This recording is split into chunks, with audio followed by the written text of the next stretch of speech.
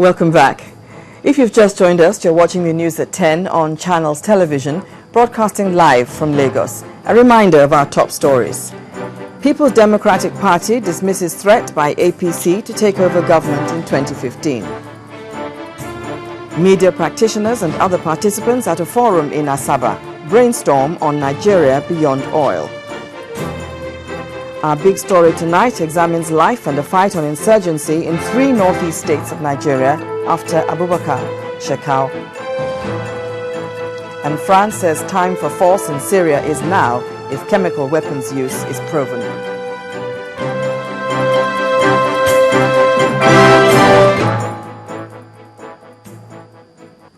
All our top stories and other programs can be found on our website, channelstv.com, and on youtube.com/channelsweb. If you're on the go, visit m.channelstv.com to view us live on an iPad, iPhone, or BlackBerry. You can also download the Channels TV app for Android and Nokia 920 devices from their respective stores. Medical services in federal hospitals have been paralyzed following the nationwide industrial action by health workers. But the Minister of Health, Professor Onyebuchi Chukwu, told a news conference that the issues in contention are currently before a court for arbitration. Professor Chukwu says the demand of the health workers is beyond the Ministry of Health, as the federal government has filed an appeal challenging the judgment of the National Industrial Court, which granted the demand of the striking workers. As the industrial action declared by the Joint Health Sector Union commenced nationwide, the Secretary General of the Health Workers Union, Comrade Yusuf Badmo, says the action will remain indefinite until the federal government obeys the judgment of the National Industrial Court delivered on the 22nd of July 2013. The issue at stake has been on for almost 4 years now. And each time we demand for the issue to be addressed, the ministry will ignore us. At a news conference in Abuja, the Minister of Health said the federal government has appealed the judgment, particularly as it affects consultancy and specialist allowances and other issues raised. Any party that is not satisfied with anything that has happened at the lower court reserves the right of appeal. And so government feels strongly that in order not to jeopardize public good, in this case, that there are grounds actually for things to be clarified. So that's why the Federal Ministry of Health, working with the Office of the Attorney General, had gone ahead to appeals. Although some hospitals prevented our crew from taking pictures, a visit to the National Hospital reveals the effect of the strike action, as a few patients were at the hospital for medical attention. Public Relations Officer of the hospital speaks on the effect of the strike.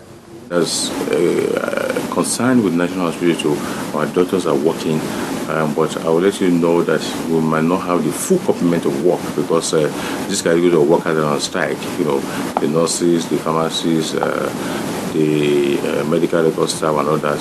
The Joint Health Sector Union is demanding the payment of call shift duty allowance, consultancy and specialist allowance, and the issue of the federal government's refusal to allow them skip level 10 of the consolidated health workers' salary structure.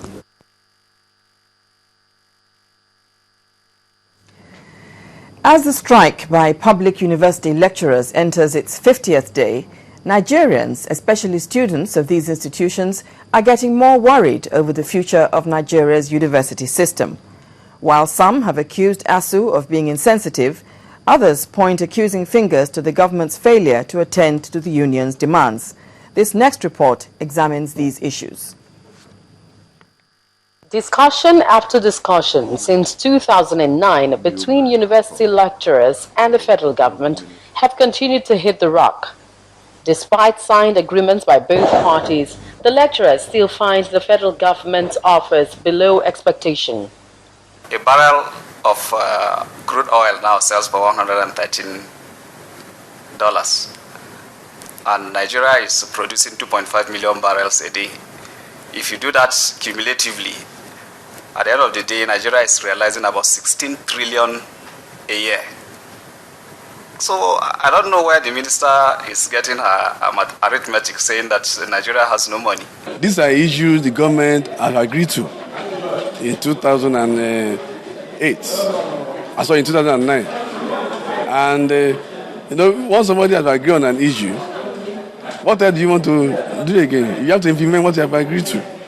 Issues of fair wages, university autonomy and better learning environment and facilities have been the major demands made by the lecturers.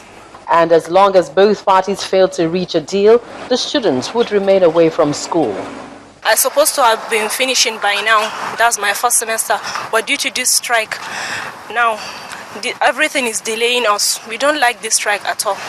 ASU is not asking for too much. What the senators, what those at the National Assembly are taking home on a yearly basis, research has shown, data has shown, analysis has shown, is almost a quarter of the Nigerian budget, which is not usually implemented on a yearly basis. So if ASU is asking for end allowances and other allowances, it is not too much for us to pamper, for us to cater for those that are breeding the future leaders of this country. It is, however, hoped that the meeting between the lecturers and the federal government team would yield positive results and pave the way for resumption of academic activities in the country's universities.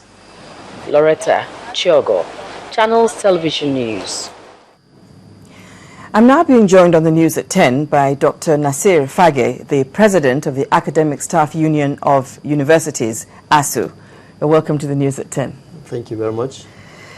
Well, it's been 6 weeks of strike action and several meetings with the federal government.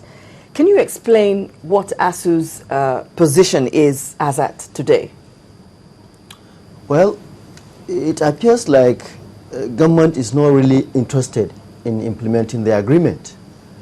And what we are saying is that the only way we can address the problems of rot and decay in the system and also address the problem of brain drain is to ensure that we implement the agreement we signed with government in 2009 after 3 years of negotiation.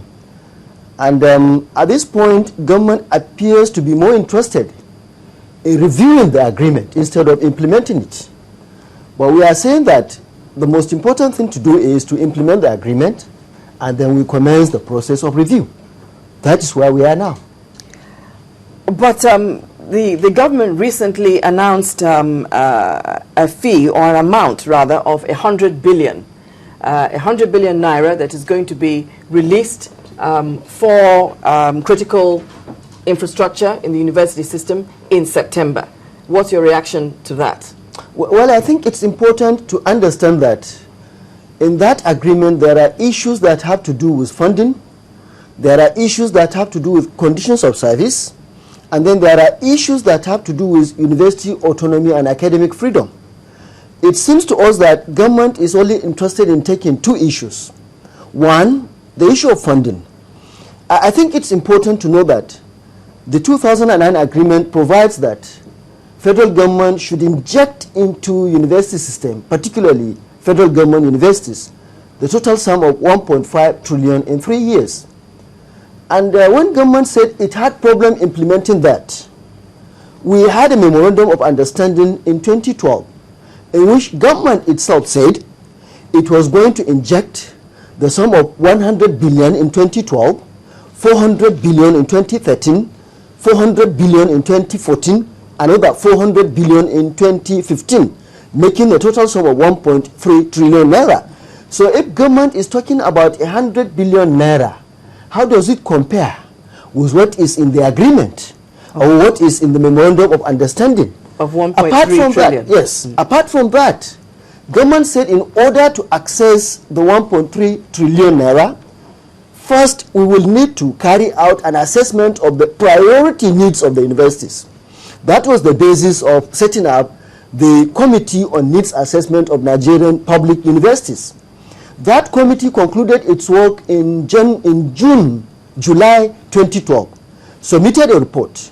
Now, the technical committee that was set up to implement or to give government recommendations on how best to implement that report came up with a figure of about 800 billion naira in the short run of 2 years to address the problems of university education in Nigeria. So I'm asking, if government is saying it's going to make available 100 billion naira, on what basis? How does it compare with the provision of the agreement, 2009 agreement, the provision of the MOU, or what is in the needs assessment report? Now, with this toing and froing, we can't forget and we can't ignore the fact that the students are there, apparently languishing over the past 6 weeks or so. Some of them perhaps should have been writing final examinations. What would you say to them? Quickly, please. Please juxtapose that with the fact that over the years we have been blamed for churning out graduates that cannot even write long essay. I think it's important to understand that instead of graduating doctors who will come out and kill patients, it's better not to have doctors.